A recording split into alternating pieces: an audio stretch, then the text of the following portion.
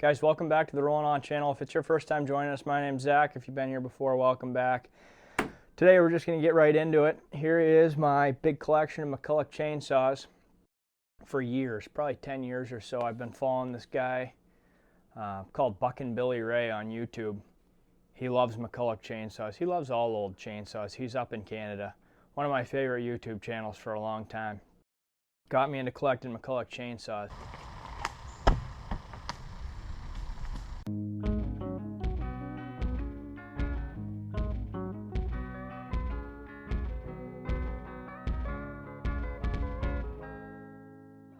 When I moved here, my yard is like tiny. It's like the size of most people's living rooms. I don't have room for four-wheelers and dirt bikes and side-by-sides and cars and all that junk the way that I used to.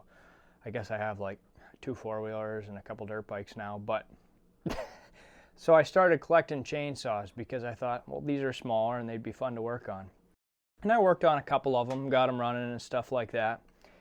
But I would put out ads on Marketplace and just ask people if they had old McCulloch chainsaws laying around, and I would go pick them up. And kind of got carried away, and here's where we're sitting. So I decided that realistically there's no way that I'm going to get to restoring all of these chainsaws. I have these Mini Macs. These can be easily replaced with electric chainsaws at this point. Let's just be honest. You have to tear these things completely apart to get to the little carbs, which are very, very finicky to clean them out. And that's just not something that I want to spend my time on, although they're cool. I'm going to keep some of the bigger saws. I have the 2 Pro Max. I'm definitely going to keep those. I have this electric start chainsaw. I'm going to keep this and maybe switch it to LiPo because I think it would be cool to have an electric start chainsaw. And I do have some really nice Mac 1010s too that I might hang on to. So probably like half a dozen chainsaws. But like this big behemoth 142, this was kind of an impulse buy. I think I got this for 50 bucks off of a guy with one of these other Macs. I think this McCulloch I got from a guy with a big pole barn. Oh, it was probably like 40 by 60 pole barn. Tons of Harley Davidson motorcycles this guy had. And he was walking me through his collection. That was really neat. And I think I also got this one from him. This chainsaw, a guy told me, was hanging in a tree for about 5 years. He said he put some marble mystery oil down the spark plug hole and cleaned the carb, and he was able to get it running. And this, I think, was my first saw. I drove about 45 minutes to pick this thing up, and I think I paid $50 for it. This was back before I knew too much.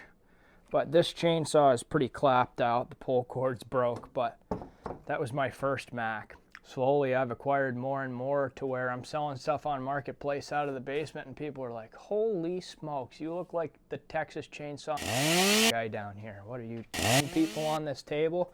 And I'm like, no, the collection got carried away. I absolutely love these old chainsaws though. They're made in Los Angeles, California.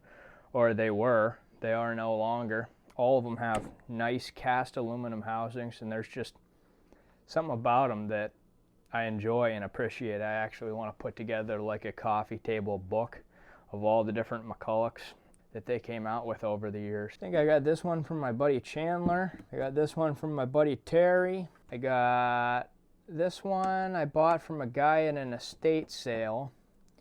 And this one I got from my buddy Joe, I think. This one came with one of the Pro Max. This thing's completely whooped power head. I think I might have paid 20 bucks for it or something in case I needed it for parts. And then I have this guy, which I think I drove about an hour for this one. This is a Mac 210.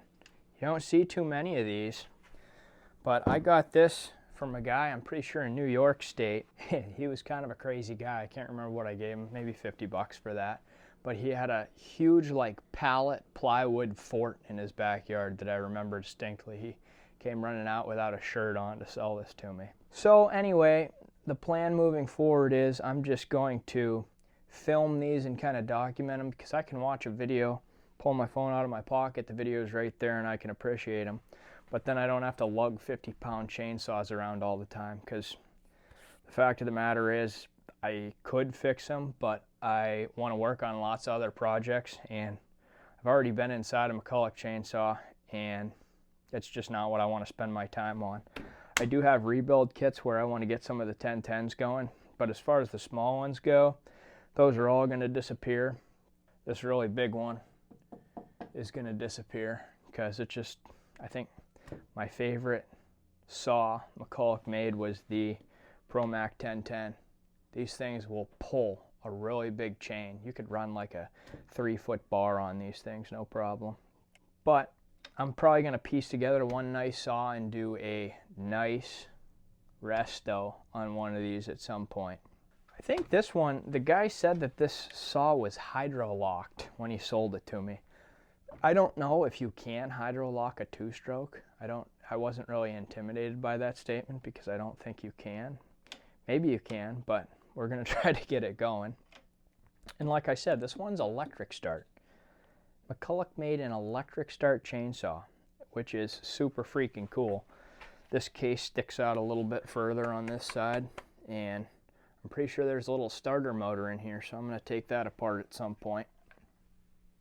And the power head on this one is, I always thought this was kind of interesting.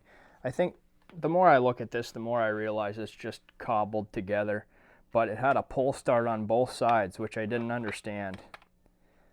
It's really confusing to me because it looks factory, everything fits. This has a place for the bar over here, but obviously there's just a clutch in here and this isn't hooked to the flywheel. So I'm not sure exactly how that went. Like you've probably gathered, most of these don't run. There are probably a couple here that run.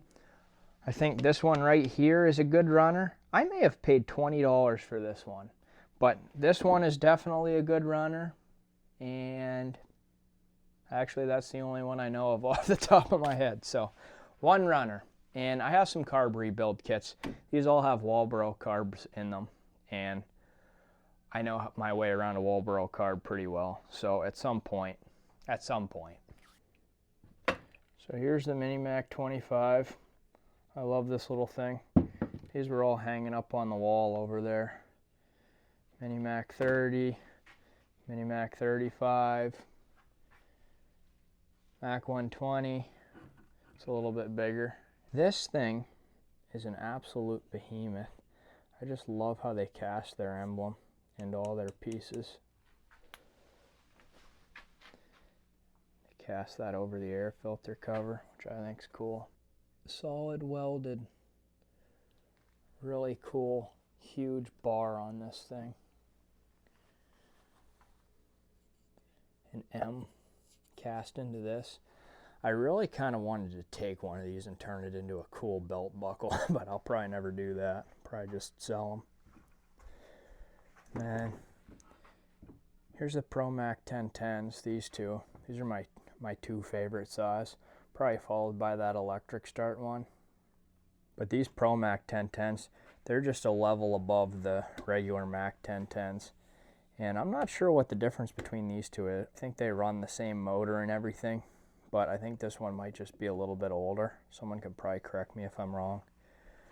And then this one just has different styling and is probably a little bit older also. These don't go for very big money though. But I love the aluminum. I love the yellow. I love the look of these things. They made so many different models of these saws that I'm just intrigued. This is definitely cool looking, but this thing is just an absolute behemoth. I don't know how much it weighs, but a lot. And I'm pretty sure that these are kind of tough to get running. I watched a couple of YouTube videos of people trying to start these things.